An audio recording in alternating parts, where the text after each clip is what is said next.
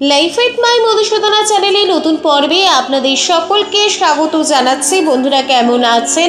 আশা করি সবাই সুস্থ আছেন, ভালো আছেন। এই পর্বে বিষয় হলো 2024 সালের বছরের শেষ সূর্যগ্রহণ, বলয় গ্রাস সূর্যগ্রহণ 2রা অক্টোবর 2024 বুধবার লাগতে চলেছে। ভারত ও বাংলাদেশের সময় অনুযায়ী বছরের শেষ সূর্যগ্রহণ কখন থেকে শুরু হবে, কখন সমাপ্ত হবে, পূর্ণাঙ্গ সময়সূচিটি জানবো এই ভিডিওর মাধ্যমে। বছরের শেষ সূর্যগ্রহণ, বলয় গ্রাস সূর্যগ্রহণ ভারত ও বাংলাদেশ থেকে দেখা যাবে কিনা, কোন কোন জায়গা থেকে বছরের শেষ সূর্যগ্রহণটি দেখা যাবে, সূর্যগ্রহণ চলাকালীন গর্ভবতী মহিলাদের কি কি কাজ করা একেবারে নিষিদ্ধ, গ্রহণের সূতককাল লাগু হবে কিনা, সবটাই জানবো এই ভিডিও থেকে। ভিডিওতে যাবার আগে লাইফ উইথ মাই মধুসূদনা চ্যানেলকে সাবস্ক্রাইব করুন, লাইক কমেন্ট শেয়ার করুন, ধার্মিক হয়ে নোটিফিকেশন ঘন্টাটা বাজিয়ে দিন।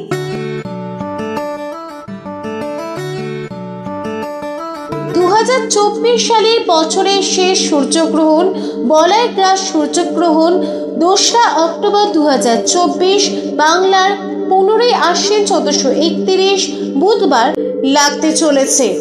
বছরের শেষ বলয় গ্রাস সূর্যগ্রহণের ভারতীয় সময় অনুযায়ী পূর্ণাঙ্গ সময়সূচিটি জেনে নেওয়া যাক। সূর্যগ্রহণ স্পর্শ বা আরম্ভ হবে ভারতীয় সময় অনুযায়ী রাত্রি 9টা 13 মিনিটে। বলয় গ্রাস স্থিতি আরম্ভ হবে রাত্রি 10টা 24 মিনিটে। গ্রহণের মধ্যভাগ রাত্রি 12টা 15 মিনিটে।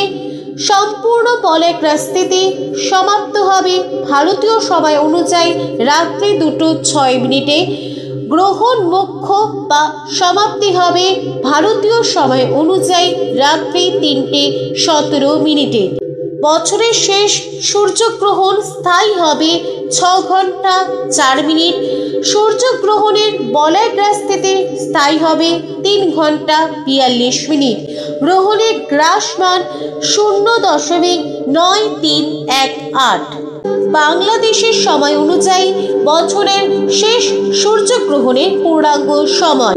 বছরের শেষ সূর্যগ্রহণ 2রা অক্টোবর বুধবার লাগতে চলেছে। বাংলাদেশের সময় অনুযায়ী গ্রহণ স্পর্শ বা আরম্ভ হবে রাত্রি 9টা 43 মিনিটে। গ্রহণের বলয় গ্রাস স্থিতি আরম্ভ হবে রাত্রি 10টা 54 মিনিটে। গ্রহণের মধ্যভাগ হবে রাত্রি 12টা 45 মিনিটে। সম্পূর্ণ বলয় গ্রাস স্থিতি সমাপ্তি হবে বাংলাদেশের সময় অনুযায়ী রাত্রি 2টো 36 মিনিটে। সম্পূর্ণ সূর্যগ্রহণ মোক্ষ বা সমাপ্তি হবে বাংলাদেশের সময় অনুযায়ী রাত্রি 3টে 47 মিনিট। হিন্দু ধর্মে সূর্যগ্রহণ ও চন্দ্রগ্রহণে বিশেষ মান্যতা রয়েছে। শাস্ত্র অনুযায়ী সূর্যগ্রহণ বা চন্দ্রগ্রহণ কোন তিথিতে পড়ছে তা খুবই গুরুত্বপূর্ণ। যেমন 2024 সালের বছরের শেষ সূর্যগ্রহণ পড়তে চলেছে মহালয়ার পুণ্যতিথিতে, অর্থাৎ 2রা অক্টোবর 2024। দেবীর মর্তের আগমনের তিথি হলো মহালয়া। পিতৃপক্ষের অবসান, মাতৃপক্ষের শুভ সূচনা।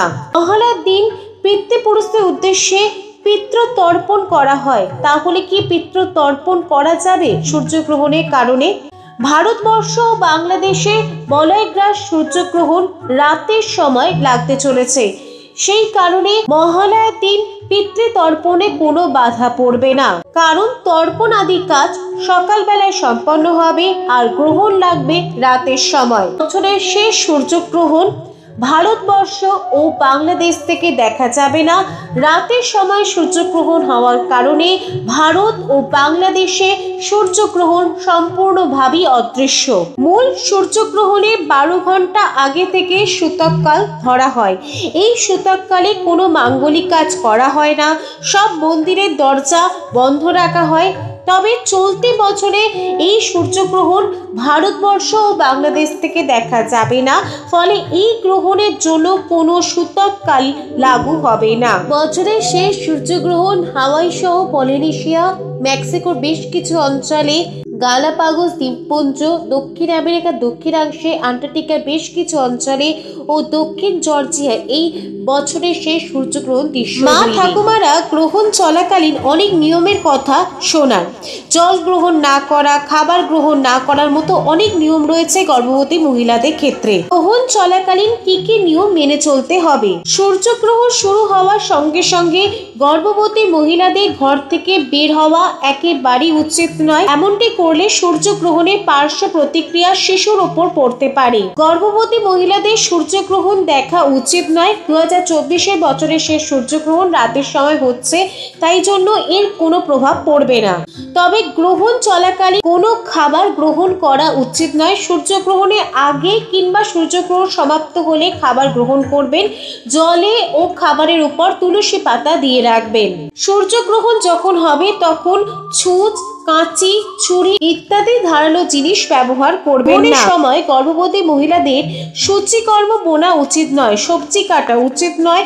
এছাড়াও সূর্যগ্রহণের সময় গাছপালা পর্যন্ত স্পর্শ করতে নেই। গ্রহণ শেষ হলে সমস্ত কিছুতে গঙ্গা জল ছিটিয়ে দিতে হয়। গ্রহণ চলাকালীন সুপ্রভাব পেতে হাতে তুলসী পাতা নিয়ে হনুমান চালিসা বা রামচরিতমানস পাঠ করা উচিত গর্ভবতী মহিলাদের। লাইফ উইথ মাই মধুসূদনা চ্যানেলের সঙ্গে থাকার জন্য অনেক অনেক ধন্যবাদ।